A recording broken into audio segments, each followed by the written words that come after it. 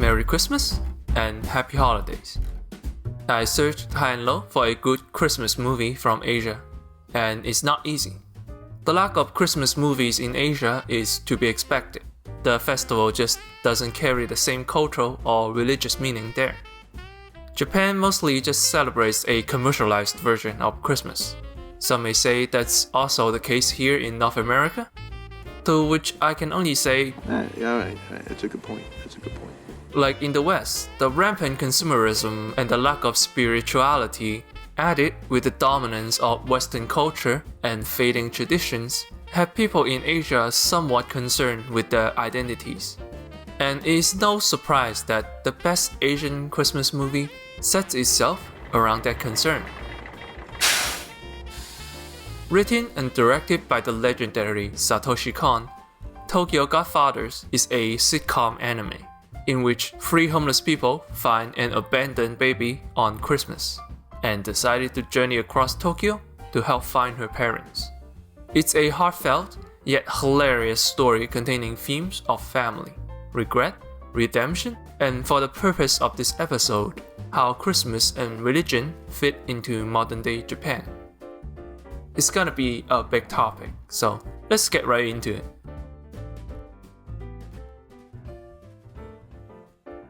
First, let's set the stage. What does Tokyo look like in your mind? Well, to Kon, it appears to be commercial signs. Lots and lots of them, dominating the skyline of Tokyo. Commercial sign is a bit of a motif in this film. It's how the opening credits are shown. Billboards, store signs, and even the side of a bus. Even the homeless tent is built out of a traveling advertisement billboard. Everywhere you go, giant commercials follow. According to World Bank, Japan is currently the third largest consumer market in the world. Consumerism is the lifeblood of Japan. Through the use of signs, Kon paints a realistic yet worrying Tokyo, in which commercialism literally builds homes, and cemetery offerings are commercial products. Understanding this brings us back to the opening moment of this film. Here, we see a young runaway girl spitting on people from the rooftop. The unsuspecting victim looks up and sees this sign, which says, Tears of Angel. Similarly, there's a drag queen nightclub called Angel Tower. These choices shows that commercialism is so woven into Japanese society, it even co-opted religious imageries into it. On the other hand, a traditional Japanese market that used to have a religious significance is now more or less a commercial attraction. In this film, Tokyo is basically Christmas, where commercialism superseded religions. Now that we have our location decked out, it's time for our characters. We have Hana, the ex-drag queen who was abandoned by his parents, Gin, who lost his daughter due to death, and Miyuki, a girl who ran away from home because her cat was given away by her father. All three characters lost something before the start of the film, and through their journey, they will learn to resolve their losses. For Hana, it's his birth parents. He does, however, has a foster mother who has been nice to him. This complicated relationship with parental figures is perhaps what shaped his view on religion, a view of which, as you may expect, is shared among many Japanese people. Now in the film, Hana clearly believes in God. But his religion is never explicitly specified. We see Hana attends church sermon with joy, happily eats from a Buddhist cemetery, and prays at a Shinto shrine. Hana believes in a god, but of which god, it matters little to him. In this scene, Miyuki is also doing the New Year prayer with Hana. Miyuki ran away because her cat was given away. Her cat, interestingly, is named Angel. Without her angel, Miyuki lost faith in her home and ran away. So it's unsurprising that she is an atheist, as we see her mocking her religious mother. In a sense, Miyuki is practicing the cultural side of Shinto religion, praying not as a follower, but as a religious tourist. Finally, we have Gin, a middle-aged man who was crippled by death and lost contact with his daughter. Gin's daughter was named Kyoko, the pure child, the holy child. The lack of connection to the holy child is perhaps why Gin has no faith in, well, anything really. Similar to Miyuki, he is seen making fun of religion. But unlike her, he doesn't even practice the cultural side of it. When faced with the choice between magic and an ambulance, as Hana was eating from the cemetery out of necessity, Gin is seen drinking a bottle of wine for pleasure. Combined together, the three represent over half of the Japanese population, the half that self-identifies as non-religious. Now, it's worth noting that non-religious in this context doesn't mean atheist. Hana may believe in God, but he doesn't follow a specific religious organization, and that puts him in this category. Religious belief in Japan is much more agnostic. It exists in this limbo where people practice it without believing it, or believing it without following it. To these three, religion is used more as a resource and an attraction. Faith is sort of there but not really kind of thing. They all changed when they meet baby Jesus.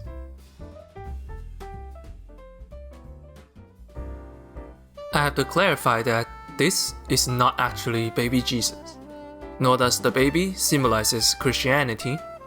Yes, the location the baby was found draws some visual similarities to the nativity scene in a je ne sais quoi sort of way, but the baby also has a birthmark that resembles an Una, a common Buddhist symbol, and the baby is a girl, which is either to match Amaterasu of Shinto religion or a deliberate choice to avoid matching any specific idol. Either way, I believe the baby here represents the general concept of faith and spirituality instead of any specific religion. Anyway, three homeless people who lost their touch with their spirituality found an abandoned baby in a recycling dump and decide to journey across Tokyo to find her mother. What follows is a series of miraculous coincidences. Let's take Gin's side of story as an example. They go on a train, the train halts, so they walk. They save a Yakuza boss. The boss owns a nightclub that the baby mother worked in. The boss's daughter is getting married today. The three attends, only to realize the groom is the loan shark who put Gin in debt, breaking his family. Gin got drunk, tries to beat him up, but then an assassination happens out of nowhere, separating the three. Gin saw a hobo died, then he got beaten up by delinquents himself. A bunch of other miracles happen, and Gin bumps into her daughter. Let's roll back a little. Gin started off wanting nothing to do with the baby. His nihilistic lack of love for people reaches the breaking point when he sees the loan shark that destroyed his life. In an expensive wedding, Gin once again faces a problem that is caused by what else but money. Money problem destroyed his family, and if he had attacked the loan shark, he'll surely be killed by the Yakuza. So it is a complete miracle that an unrelated assassination attempt interrupts him. Now separated, Gin walks down the alley and witnesses the death of a hobo, and later he is attacked and left to die as well. When facing his mortality, Gin finally realizes that he does care about the baby. He can take care of his daughter, the least he can do is care for an abandoned child. And thus, he has a newfound love for his makeshift family. Guided by even more complete coincidences, he ends up bumping into his daughter in a hospital, resolving the biggest regret in his life. Other characters also go through their own journey. While Miyuki didn't become homeless for monetary reasons, she ran away because she had lost her trust and faith in her family. In other words, Tokyo Godfathers is showing us the danger of indulgence in only the physical, be it money or the act of losing your cat. Should the characters maintain their faith in their families, they wouldn't have been homeless, as the families are always ready to reconcile. It is only when they found the baby and through her re-engage themselves with the unseen side of things, love, hope, spirituality, whatever you call it, only then do they manage to sort out their lives.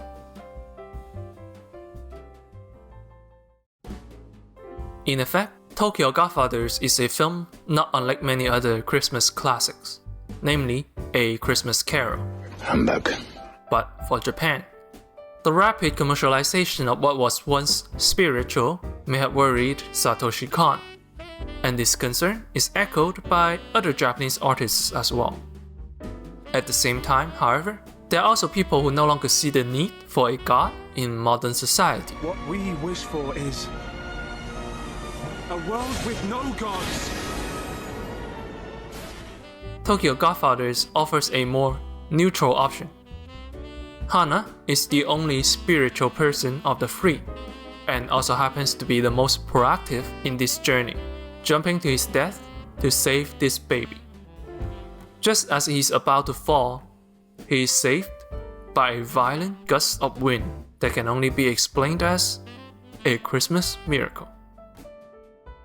As he admires the beauty of a sunrise and proceeds to land gracefully.